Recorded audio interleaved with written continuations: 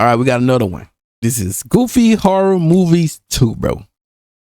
Goofy Horror Movies 2? Okay. Let's just check this out, bro. I don't. You know, creepy atmospheres, scary looking killers, jump scares. But in a sea of these scary or even terrifying horror movies, sometimes see that's what I'm saying. You know, like certain movies don't scare me anymore. Like certain movies don't scare me like that anymore. Like horror movies, like, you know what I'm saying? Like movies like monsters, like, oh my god, like, you know, like the Predator and that type stuff. That stuff don't scare me, man. It's just thrill. It's not really scary. The only movies, the atmospheres, scary looking killers, see, stuff like it don't hit no more, bro. Like when I was a kid, it's hit, but jump scares. But in a sea of these scary or even terrible, these are the only movies I watch now. What is it, like? What the word? Exorcism. Yeah, like this type of stuff. This the only one that scare me now. These the only ones that I watch, like a kid, like, you know, it based on true event type stuff. These the only one that scare me now. So, you know what I'm saying? I guess I grew out of that. I guess I grew out of the one with the mask and all that crap, and just wanted to know more about, like, based on true events, like how they get rid of these like demons and stuff they've been possessed by. They're the ones I'm really into now. Terrifying horror. You see stuff like that, movie. and that the type of stuff. Just the type of stuff I'm into now. Like I want to know like the story and I ain't gonna say the word, but I love watching all that. And they got another movie coming out too. But yeah, sometimes there's some goofy ones. Horror movies so low budget or so ridiculous, or sometimes so trash you can't help but laugh at them. So today, after nearly 3 years, golly, I'm revisiting this topic, and we're gonna be going over some more goofy horror movies. Some of these are well established. I mean, Beetlejuice cool though. Some of these are very popular, and some of these are the most ridiculous movie you'll ever see. And what better way to start than with a popular one? The Purge. We all know this one. Every year in America, all crimes become legal. Rich people are protected. Poor people die. Economy. See, the Purge was supposed to be the one to me, bro. The Purge was supposed to be the one, bro. That was supposed to be the one. For me, that was supposed to be the one. I'm like, but I feel like they fumble with it. They fumble with it so bad, cause that was supposed to be the one. That was supposed to be the one, bro. I mean, crime rates. That was supposed to be the one, bro. Yada yada yada. People kill each other. Now, it's a good move. There were some goofy decisions made, like the daughter running off on her own when someone's in the house, or the son, you know, letting in a complete stranger on a night where people are allowed to kill each other. Oh my goodness, this pisses me off to this day. But the silliness of this movie for me doesn't lie in the decisions or the killers or the acting or anything like that. For me, it lies in its concept. A day where everything is legal. There's no rules to stop you, no cops to beat on you, and people are just killing each other? Really? You get 12 hours every year to potentially change your life, and you use it to kill homeless dudes and get petty revenge? Are we? I'm more like, bro, I'm saying like, if something like that, I'm just saying like, you know, I'm going to take the money. Serious? Y'all not thinking about the long term? But then again, they probably got everything like completely shut down. So, Y'all not thinking about the money? Go sell crack. Maybe I just don't understand the violent nature of humans. But I don't think that many people are itching to be the next Joe Goldberg. I'm sorry. That ending was booty, by the way. I might make a vid on it. But it ain't just the people only killing each other thing that I find goofy. There's also the unemployment and crime rate thing. The movie claims that the annual purge lowers unemployment and crime rates. And quite frankly, I don't believe that. Because that's under the assumption that people don't work jobs because of competition. When in reality, people don't be unemployed because of competition. People be unemployed because these jobs are too dang bougie. We all know it's true. I've had days where I submitted, not even joking, over 80 Indeed applications just for the first word in the email they sent me back to say, unfortunately. And that's just their approval rates. That ain't even talk about their qualifications. I've seen jobs with requirements like 5 years experience, bachelor's degree, able to lift 50 pounds, fluent in Spanish, German, and Russian, and they be having all that type of stuff just for no reason. The job title? McDonald's manager, $12.50 an hour. So no, I don't think people purging each other would affect people's ability to get jobs. Then there's the whole crime rate drop thing. No, Just know, if some random purger killed one of my loved ones at 6:59 a.m., you think just because the clock hits 7 a.m. and purge time is over, I'ma be like, you got me this year, buddy. That was my favorite odds. I'll get you next year, though. I'm gonna get you next year, Brody. Nah, Brody. I'm getting that back in blood. Oh, I am grabbing the 12 gauge and popping, dude. And I'm sure if the purge was real, I wouldn't be the only one thinking this way. Ask yourself right now, you watching this, if someone slapped your grandma and they're right in front of you, are you really willing to wait till next year to get revenge? Some might will. I'm not gonna hold you. Some probably will, cause they gonna, like, okay, Brody, I see you. I'll get you next year, bro. You got it. You slap my grandma, I'll give you that. So just remember, as the day going by, I'm writing my plot, bro. I got the plot. I got it. I got it down to the T. Got it down to the T. You're on that list. So no, it's also not fixing crime rates. But that's The Purge, which is pretty normal compared to other movies I want to talk about, like The Evil Bong, a movie about a bunch of stoners that come across I never saw this evil bong that when they smoke it, it transports them to Bong World, an evil dimension full of killer strippers. This movie has 9 sequels, by the way. Then there's another very popular one, Beetlejuice. Beetlejuice is good. Beetlejuice good, bro. It just... Beetlejuice good, bro. Wait, man. Hold on, man. To be honest, I did not know this movie was a thing for the longest. I had heard a lot of good things about the so-called Beetlejuice, but when I thought of Beetlejuice, I only ever thought of, that little dude. So when I finally watched it, my expectations were high. And I always tell people, always go in with a low expectation. Always keep your expectation low or medium low. Don't go in all high and all that. I always go in with low expectation. That's just me though, buddy. Everyone's different. And I ain't gonna lie, it didn't disappoint. This movie's the definition of goofy, but it's great. I can't even explain. Yeah, I'm saying, yeah, bro. It's good, man. It's good. What I like about this movie so much. It's not the most. The part about me is like, I guess the part I didn't like is how they made Beetlejuice seem like I guess he a little mix of both. It would give him more like he's a bad guy. But in the cartoon show, he seemed like he was a real chill, good guy. I don't know. I could be tweaking. It's an exciting story. Nothing in it makes sense. It's barely even a horror movie. But as much as I hate to say this word, it's more like a thrill comedy movie. It has a vibe to it. It has this weird, funny take on afterlife where there's waiting rooms and stuff. That would suck. The music for this movie is just mwah, mwah, mwah. And like, I don't know, when I was watching this, it's like I slowly felt my desire to grow some bangs and dye my hair increasing. It was great. If you've never seen it, this movie is about a small town couple, Barbara and Adam, who die after being murdered by a dog. Kinda, not really. That's just my interpretation of it, but you can't tell me this wasn't murder. And after respawning back at their crib, they find out their ghost haunting their old house, which is low-key pretty cool. Yeah, they can't leave the crib or get sent to literal Saturn and get attacked by sandworms, but, eternal love or something. But their fun is spoiled after a family of snobby New York artists move into their house. And that's when you realize this movie, instead of being about the family being haunted by the couple, it's more like them being haunted by the family because they cannot stand these people. The stepmom, who's also the mom from Home Alone, is just super posh and obsessed with art. The dad, who's into bird watching, he's just my favorite character, bro. I mean, my favorite actor, bro. I said character, actor, bro.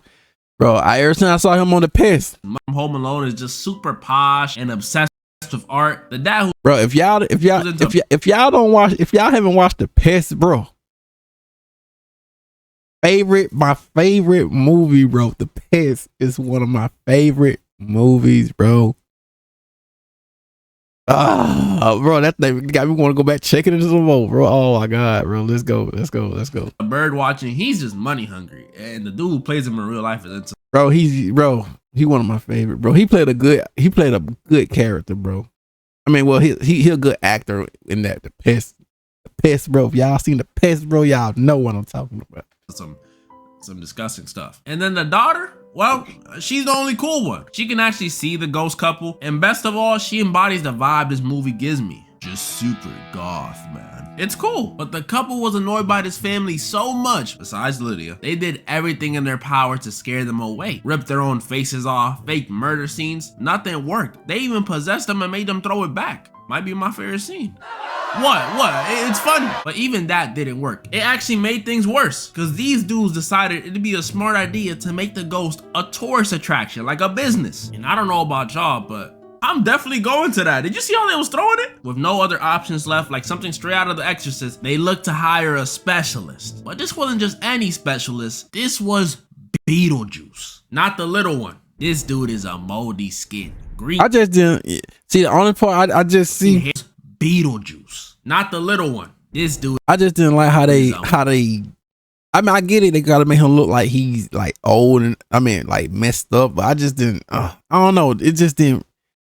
It didn't hit. I don't know. It's something just didn't hit right. It could be the green. Moldy skin, green haired having, perverted being, and I mean very perverted, animated demon.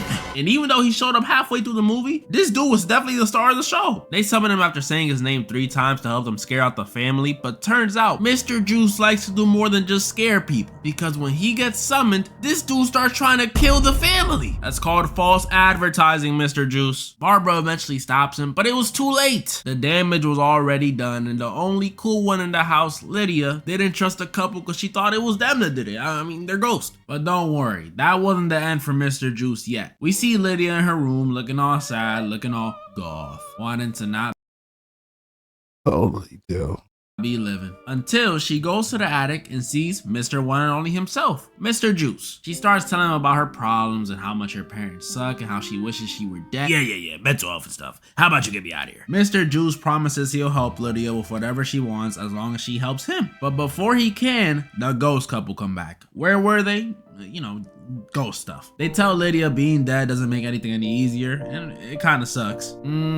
That's right, life is worth living. But this wholesome moment is ruined when the couple, after giving Lydia her motivational speech, start being exorcised. Yeah, in an attempt to impress some business partners, this dude over here started pretty much killing Barbara and Adam. They're already dead, but you know what I mean. With no other choice, Lydia rushes to Beetlejuice for help, and he helps her, but at a price. Beetlejuice is summoned and he does what he does. Terrorizing Beetlejuice is being Beetlejuice. and kissing the family and their guests. But he does save Barbara and Adam at a price. Beetlejuice agreed to help Lydia if, and only if, you marry her. She marries him. Well, you'll marry him. What in the R. Kelly? You're hundreds of years old. This girl's a teenager. He really is a demon. Or a Minecraft YouTuber. But before their wedding could be complete, Lydia is saved by Barbara and Adam. And the sandworm from earlier comes through. The sandworm only scared me, bro. And eats Mr. Juice. What a fitting way to go out. Like I said, although a little wacky and goth, I really enjoyed this movie. 8.5 out of 10. The vibes are valid. But I cannot say the same about the next movie I'm about to go over. Abraham Lincoln Vampire Hunter. This is real. And when I tell y'all this is one of the most ridiculous horror movies I've ever watched, yeah, it's a horror movie. I truly mean it. This movie opens up and the first thing we see, a little black kid getting whipped. Okay, all right. This kid is Abe's best friend. And since the We are done. Hack it up. 1800s, he's sadly a slave. As a descendant of Caribbean slaves myself, and also probably a slave master. Not cool, white people. Not cool. We see a young Abe Lincoln rush in to defend his friend only to fail. And this little debacle, I like that. I give him props though. I give him props for trying to save the brother, the young kid brother. Word gets him, or should I say his family, in more trouble than he thought. Because that very same night, while little Abe is writing in his journal, he sees someone come in the house. And y'all can already guess who or what it was. A vampire.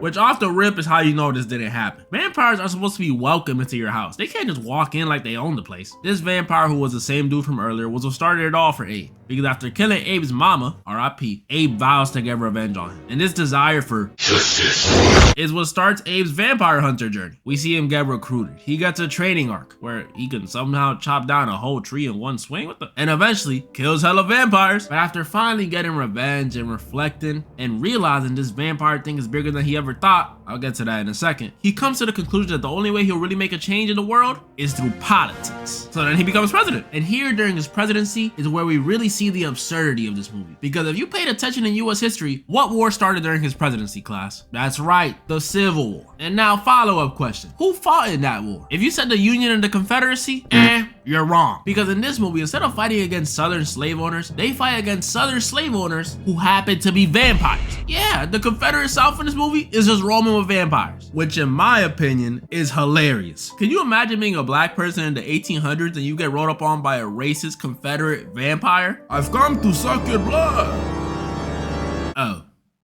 Never mind. Or at least that's how I thought they'd be. Because in this movie, it's actually the opposite. To suck your blood. Saw the black guy like, oh, never mind. The vampires don't see black people as inferior or a person they would avoid eating. In fact, they're actually their main source of food. And they use slavery to cover it all up. So, Crazy. at least they ain't racist. The war goes the same as it did in real life. Abe frees the slaves in the South. He ain't free them all, just the ones in the South. And then they use spoons and forks and other silverware to win the war. Not joking, that's how they won. And now finally, a movie I've been waiting to go over since 2022, Winnie the Pooh, Blood and Honey. I never saw that. It don't even look, it's giving like it probably gonna be a hit, but it's just not it. It's giving like it's not it. When I recorded part 1, this movie didn't release yet, but just off the premise alone, I knew it was a disaster in the making. A movie about Winnie the Pooh, the bear who eats honey all day, killing people? How did this happen? Well, apparently, after chilling with Winnie and friends for years like in the show, y'all remember the show, Christopher Robin grew up and decided it was time to leave for college. Low key, I couldn't never. Like I said, bro, like when I was a kid, bro, I couldn't stand watching Winnie the Pooh. My folk, they like my sister, they'll watch it, but me, I'm like, I can't stand it. It would give it more like happy times. I couldn't stand that stuff, bro. Like I was a kid, bro. I was more into like, you know, like watch stuff, certain stuff as a kid. I was in that. Playing games and eating honey with owls, tigers, and pigs just doesn't pay bills. And with their only connection to the outside world, and most importantly, food, gone, the animals were forced to fend for themselves. And then one fateful winter night, they decided the only way for them to survive was to eat one of their own, the depressed donkey. Doing this made them go deeper into their animal roots, never speaking again. And even scarier, it made them hate humans. And so now Winnie the Pooh kills people. This movie is so unserious. We're literally watching Winnie the freaking Pooh and Piglet kill a bunch of girls staying at a cabin just because they can. And it really is just the two of them, because this movie couldn't afford to add any of the other animals. There's no Tigger, there's no owl, there's not even the rabbit. And it'd be one thing if that was the only thing wrong with this movie. But no, the lighting is booty. Winnie the Pooh has super strength for some reason, able to chop off people's hands with one fell swoop. Like what the? Some of the characters make the most ridiculous decisions. Like, why are you still in the hot tub? You just saw him on your phone. And for crying out loud, they're wearing rubber masks. It's not even subtle. You can clearly see it. Look. This movie is... Yeah, that one like, bro, that one like... I said, I don't watch movies like that right though, bro. I only watch like movies that's based on true events. Like how you supposed to get rid of like demons and stuff now. Something. It pretty much ends with Piglet dying and Winnie killing everyone except Christopher Robin, who he lets run away because he still had love for him. But it doesn't end there completely, because apparently since recording part 1, they've dropped a sequel to this movie, Blood and Honey 2, which I heard was actually better. And this year, 2025, they're supposed to be dropping a Poohniverse movie and a Bambi one? Bambi? Bambi? No, Bambi might be okay. Bambi might be crazy. Gotta see that one. That was pretty much all the horror movies I wanted to go over today. Comment down below the ones. Nah, Bambi might be crazy. And there you go, ladies and gentlemen. Link about that shit, not a good stuff, man. I go.